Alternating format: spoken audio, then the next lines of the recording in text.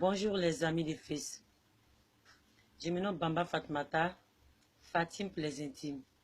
Je suis une sensibilisatrice sur les violences sexuelles. C'est pourquoi aujourd'hui j'ai décidé, grâce à Facebook, de vous parler de violences sexuelles.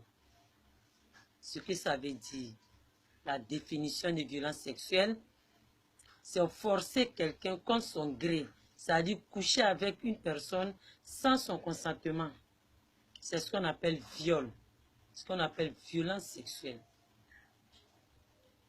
Donc j'ai décidé comme ça, parce qu'il y a trop de cas.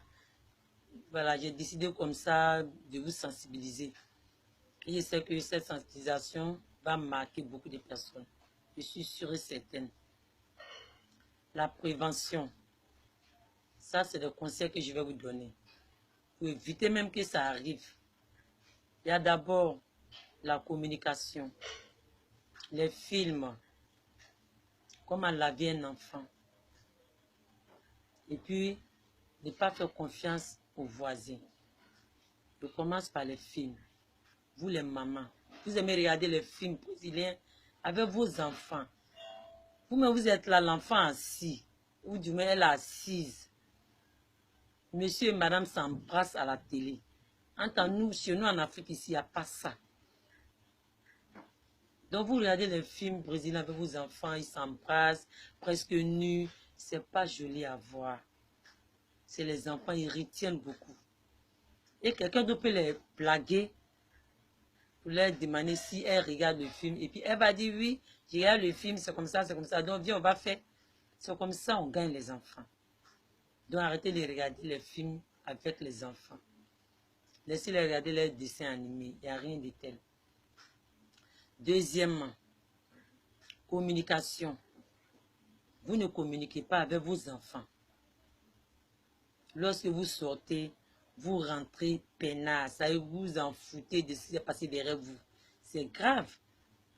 Il y a les petites filles qui prennent grossesse à partir de 12 ans, 11 ans. Vous n'avez jamais vu ça. Il y a les filles qu'on viole à partir de 4 ans. J'en ai 2 cas. Si vous n'avez pas vu, moi j'en ai les 2 cas. Donc communiquez avec vos enfants. Si vous sortez le matin et que vous rentrez le soir, quelle que soit votre fatigue, quelles que soient vos préoccupations, demandez, la moindre chose, c'est demander à un enfant, à votre fille, comment s'est passée ta journée. Parce que moi, ma journée aujourd'hui, là, ça a été ci, ça a été ça. Comment s'est passée toi ta journée? Ah maman, vraiment, j'ai mangé à midi, tel tonton a complété mon argent, tel tonton a payé biscuit pour moi, tout ça, la lettre, là, vous tenez compte de ça. Et vous lui dites en ce moment, il ne faut plus accepter les biscuits, les bonbons de tonton. Même si c'est le voisin d'à côté, il ne faut pas accepter. Si tu es biscuit là, je vais t'apporter les biscuits, des bonbons. Tu as compris ma chérie? Elle va retenir ça aussi.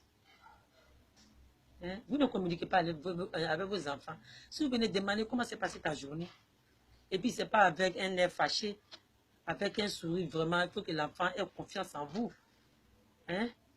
Mais c'est accroché, l'enfant ne peut pas vous dire parce qu'elle sait que si elle vous dit là, non seulement vous allez la culpabiliser, mais vous allez l'insulter, la bouder, tout ça là. C'est pourquoi les enfants ne parlent pas comme ça. Il faut qu'ils aient confiance en vous d'abord. Donc vous lui demandez comment s'est passée ta journée. Tu as regardé le film avec qui, ou l'enfant va te dire où elle a regardé le film, avec qui, hein, comment le film s'est passé. Là, comme ça, vous pouvez lui dire, ah, arrête de regarder le film ici chez tonton, là, c'est dangereux, hein. Il ne faut pas avoir confiance aux gens comme ça, hein, ceci, c'est là, c'est comme ça. Troisièmement, confiance. Confiance aveugle aux voisins. D'abord, pour commencer avec confiance aveugle, un exemple sur biscuit et puis bonbon, là. La femme qui te marché, comme vous faites là, elle qui te marché, elle vient le soir, l'enfant lui demande, maman, tu m'as envoyé quoi? Elle dit, tu m'emmerdes. Aujourd'hui, là, ça n'a pas marché chez moi. Donc, je n'ai rien envoyé. Allez, dégage. Quitte auprès de moi ici. L'enfant commence à se plaindre. Elle frappe l'enfant. Elle la met au dehors. Ah, il y a un bon samaritain qui passait. Il est tellement gentil. Il demande à l'enfant, maman, tu as quoi? Elle dit, maman a refusé de payer biscuits bonbons pour moi. Il dit, viens. Il y a beaucoup de bonbons là-bas.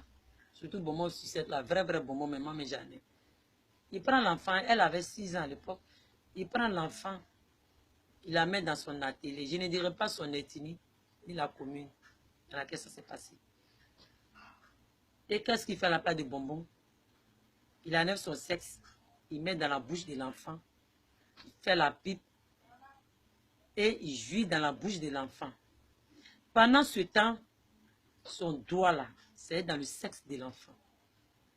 Donc, il a déviergé l'enfant. Il y avait les plaies là-bas, les plaies au niveau du vagin. Il a tout endommagé. Hein? Mais le sperme qui est descendu dans la gorge de la petite, ça c'est un risque. Et s'il est malade, hein, via la petite fille.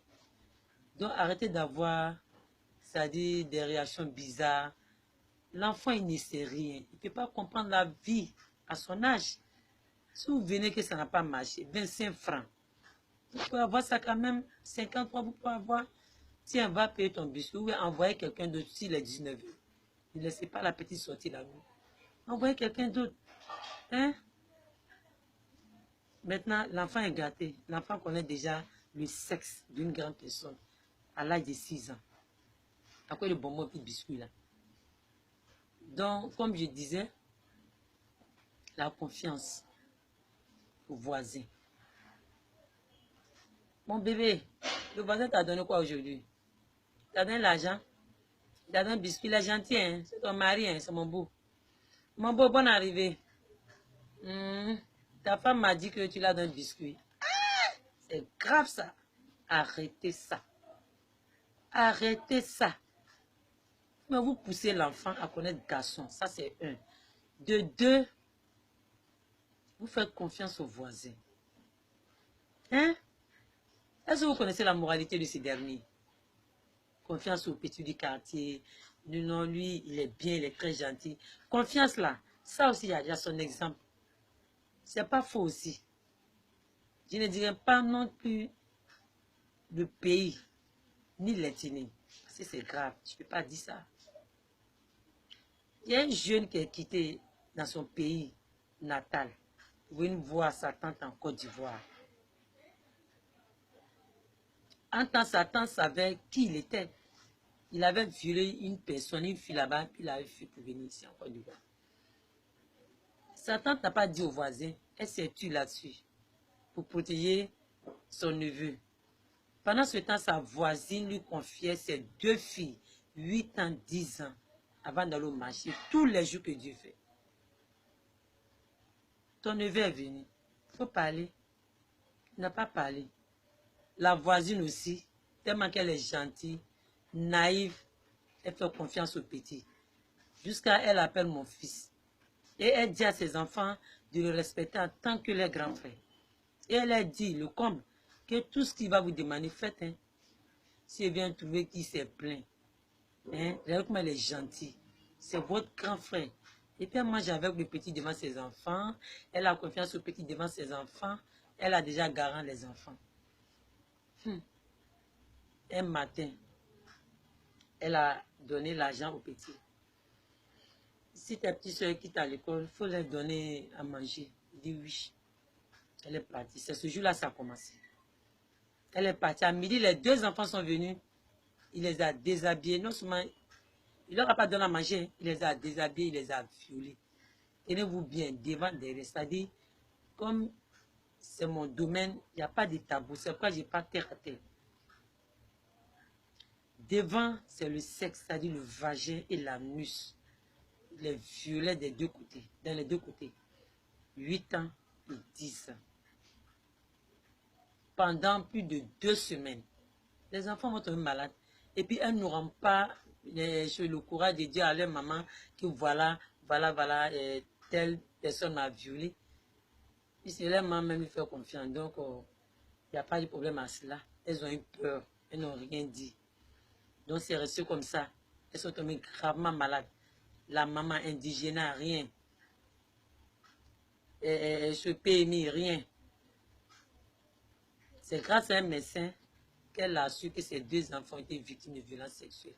Et puis, elle a fait tapage dans la maison. Ah bon, il a osé vous faire ça. Il a osé vous faire ça. Le petit a fui aussi. Il n'est pas bête. Il a fui. Donc, maintenant, elle est restée comme ça. Mais,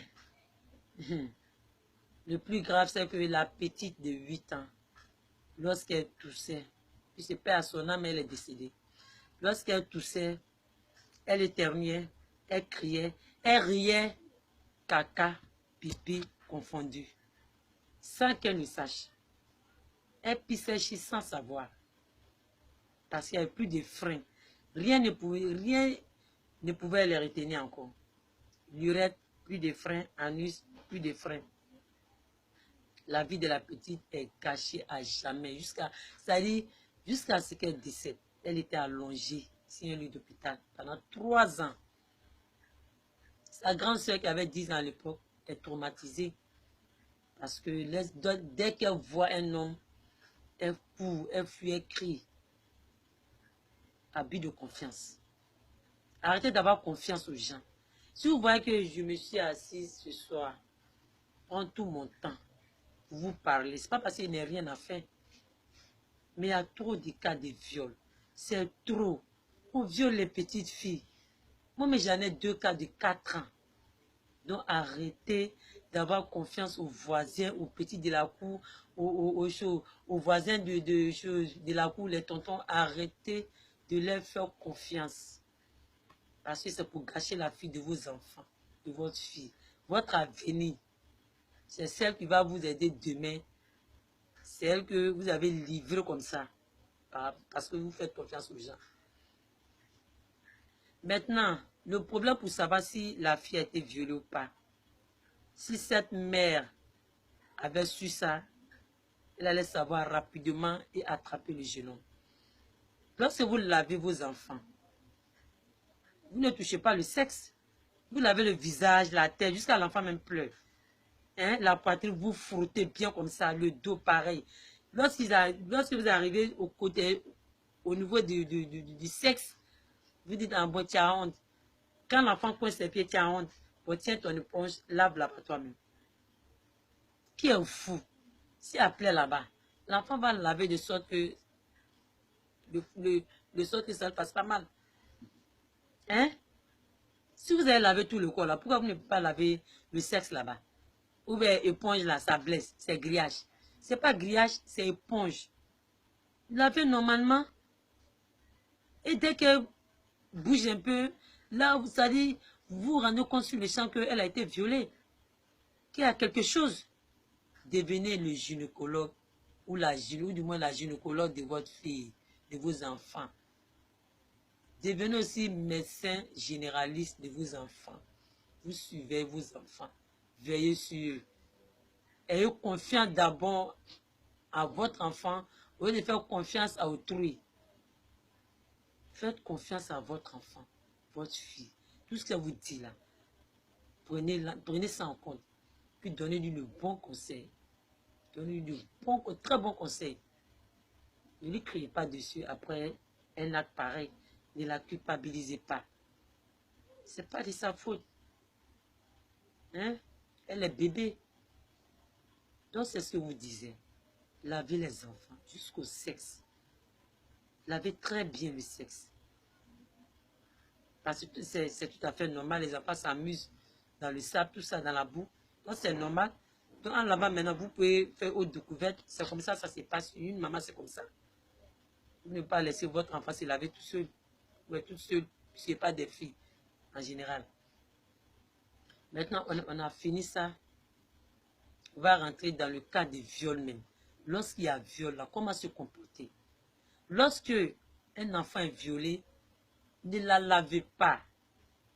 Ne la changez pas. Son caleçon qui est sale là, c'est de ça dont on a besoin pour les preuves. Donc ne la lavez pas. De la manière elle est sale là. C'est comme ça là, il faut la mener à l'hôpital. Dans son état là. Vous la menez dans un centre le plus proche. C'est-à-dire rapidement, ne tardez pas, n'attendez pas papa ou bien temps. N'attendez pas tout ça là. Souvent même les papas violent leurs enfants. Donc à quoi sert de les attendre? Prenez vos enfants. Il n'y a pas dit tous les papas. On a eu des cas où les papas même ont violé leurs propres enfants. Moi-même, j'ai eu ces cas-là, ça ne vaut même pas 6 mois. Elle est jumelle, 5 ans. Mais son papa l'a violée. Donc, quand il y a un cas de viol, n'attendez pas tonton ou bien son... Non, non, non. Amenez votre enfant à l'hôpital. C'est sa vie qui est en danger actuellement. Parce que lui qui l'a violé, vous ne savez pas s'il est malade ou pas. Il y a les maladies sexuellement transmissibles. Vous ne savez pas. Donc, dès qu'il y a viol, dès que vous partez à l'hôpital, arrêtez de cacher vous, c'est-à-dire ces personnes-là. Dès que vous remarquez qu'il y a un viol, dénoncez. Je n'ai pas de faire des tapages pour crier qui a fait ça, mon enfant, la personne qui a fait ça. Non, c'est pas comme ça. Faites en douceur. Faites comme vous ne faites rien même. Même si on vous demande, mais qu'est-ce que vous allez faire, hein? Et porter plainte, vous dites, non, moi je ne porte pas plainte. Hein. Dieu est grand. Mais pendant ce temps, vous travaillez en bas. Travaillez en bas, dans le silence. Après l'hôpital, là, vous partez au commissariat. Vous dénoncez le violeur. Et vous n'allez même pas quitter là-bas, mais eux vont vous suivre, vous allez venir ensemble, ils vont venir l'attraper. Calmement, sans tapage. Et si vous faites ça là, vous avez sauvé des milliers de vies, des enfants. Plus vous dénoncez, plus ils sont moins nombreux. Parce qu'il y a trop de violeurs. Mais si vous les laissez, vous-même là, vous n'êtes plus en sécurité. Votre fille qui est là encore, ils vont la violer de nouveau. Donc arrêtez ça. Dès qu'il y a viol, allez à l'hôpital. Hôpital, commissariat, ils vont l'attraper. Ils vont le déférer hein, à la justice. Ils vont le juger via son sort. Votre enfant en sécurité maintenant. Ne faites pas d'arrangement à l'amiable. L'argent, c'est quoi? Tout dernièrement, il y a une fille qui a été violée. Ils ont fait arrangement à l'amiable. 8 ans. Ils ont fait l'arrangement à l'amiable. Le violeur même vit dans la même cour que la petite. Il a violé dans leur douche. Et il est toujours là. Ils partagent les mêmes douches là. Sous prétexte que c'est pas bon, mettre quelqu'un en prison, il a les enfants. Est-ce que lui a pensé à tout ça avant de violer votre fille? Hein? C'est pas intelligent, hein? Moi qui va violer ma fille. Hein? Petit, même la baisse des 15 ans de prison. Hein? Parce que je ne vais pas te laisser. Si tu es là, fais quelque chose. Mais moi, je ne vais pas te laisser. Donc, après ça, vous êtes tranquille. Et après le commissariat, la justice, vous pouvez partir même au ministère même de la famille même. Dès qu'il y a viol, là, vous partez là-bas. C'est un suivi complet, ils vont faire. Suivi médical, juridique et puis psychologique. Psychologique est très important parce que c'est ça qui permet à l'enfant de se retrouver. Si on ne la soigne pas, on ne la suit pas psychologiquement. Pardon. Si on ne la soigne pas psychologiquement, ça va rester gravé dans sa mémoire. Donc, pourtant, les psychologues font tout pour faire un lavement du cerveau. Elle peut oublier. La blessure peut disparaître. Elle va prendre ça, mais en fait, elle ne va plus penser à ça. C'est comme ça. Donc maintenant, on va venir dans les conséquences. Attrapez votre cœur. Et ce que vous allez entendre là, c'est pas bon. C'est pas vous effrayer, c'est la vérité. Conséquences. D'abord, comme j'ai ces cas-là, je vais citer les premiers. Il y a les fistules. Fistule veut dire quoi? C'est-à-dire, elle pisse sèche sans le savoir. Tellement que le coup est fort, pipi vient. L'urètre n'a plus de frein. L'anus n'a plus de frein. Donc, caca sort, pipi sort, sans qu'elle le sache. C'est ça qui est fistule. Paralysie. C'est le même cas. Elle souffre de paralysie et fistule en même temps. Paralysie. Tellement que le coup aussi est fort. Comme ma victime m'a dit la dernière fois, il a attaché sa jambe droite sur le côté droit du lit, sa jambe gauche sur le côté gauche du lit. Imaginez un enfant de 7 ans et demi qui partait à l'école déjà au CP1. J'ai attaché sa bouche, ses 2 bras. Attendez. C'est normal qu'elle soit paralysée? Hein? Quand il a demandé, elle dit, tante, il a fait ça fort. Ça fait pitié. Et sa maman a caché. C'est ce qui a provoqué l'infection. Le fistule là. C'est ce qui a provoqué ça. Sa maman a caché. C'est pour vous dire de ne pas cacher là. Donc, après fissure, paralysie, il y a l'alcool, la cigarette, la drogue. Parce que tellement que vous ne l'avez pas défendu là, tellement que ça l'a marqué, vous ne l'avez pas suivi normalement, ça travaille sa tête. Donc, pour ne pas que ça la fatigue, elle fume, elle boit, elle prend l'alcool. Elle peut même avoir le comportement suicidaire, hein, puisqu'elle n'a pas de défenseur, donc elle préfère mourir. Le dernier problème, c'est le VIH. Parce que celui qui viole, c'est tellement sur son travail. Parce qu'on viole sans préservatif. C'est qu'ils soient les femmes aussi sans préservatif. Donc l'enfant peut être contaminé. Hein? Il y a le MSC, il y a le VIH. L'enfant peut être contaminé. Sa vie, vous la mettez où? En tant vous aimez cacher, vous n'aimez pas dénoncer. Pourtant, si vous dénoncez, même si le violeur avait le sida, que la petite a pris le sida, il y a une pratique qu'on appelle la chimioprophylaxie. On peut vous faire ça rapidement. On peut faire ça, pardon, à la petite fille. Ça peut neutraliser. Mais si vous restez à la maison, vous cachez, la fille aura le sida. C'est ce que vous voulez pour votre fille, pour votre avenir. Mettez un enfant au monde et puis, lui donner un avenir comme ça. C'est pas normal, c'est pas, je prends tout mon temps pour faire ça, pour réfléchir, me promener, hein, pour voir s'il y a les cas de viol. Heureusement même qu'il y a Facebook, Dieu merci. Donc maintenant, j'ai dit ça à travers Facebook, les gens peuvent comprendre, me pardonner. Je sais que vous allez m'envoyer les j'aime, mais je veux les commentaires, vos réactions. Hein, vos réactions. Commentez, parlez, parce qu'à partir d'aujourd'hui, à partir du moment que toi, tu regardes cette vidéo, tu es un comité de veille. Tu dois veiller. C'est mon Facebook qui est là. Il y a mon Messenger pour les messages. Dès que vous avez un cas de viol, c'est de façon discrète de toutes les manières. On ne va pas dire que c'est telle personne qui a dit, voici son Facebook. Non. Dès qu'il y a un cas de viol, envoie-moi sur mon Messenger le lieu, la commune, le nom de la petite, son âge, la famille, elle est démunie ou pas, dites une commune ou pas, tel quartier. Vraiment, j'attends ça. Je vous en supplie. J'attends ça. J'attends ça énormément. Je veux ça. C'est pour sauver la vie des petites filles. Parce que généralement, les filles qu'on viole, leur vie est gâchée, puisque vous ne les suivez pas. Il n'y a pas de prise en charge médicale, juridique, psychologique, rien. Elle est violée, puis c'est fini. Hein? Et demain, vous avez pensé à demain? Pensez à demain surtout. C'est le plus important. Aujourd'hui, là, c'est pas grave, c'est déjà gâté. Ne la culpabilisez pas. Ne lui dites pas, hein, c'est ton comportement qui fait qu'on t'a violé. Non, non, non, non. Ne lui dites pas ça. Dorlotez là, faites-lui des câlins. Lui montrer que ce n'est pas de sa faute. C'est comme ça que c'est la faute du violeur. C'est lui le méchant homme. Je vous en supplie, j'ai besoin de vos commentaires.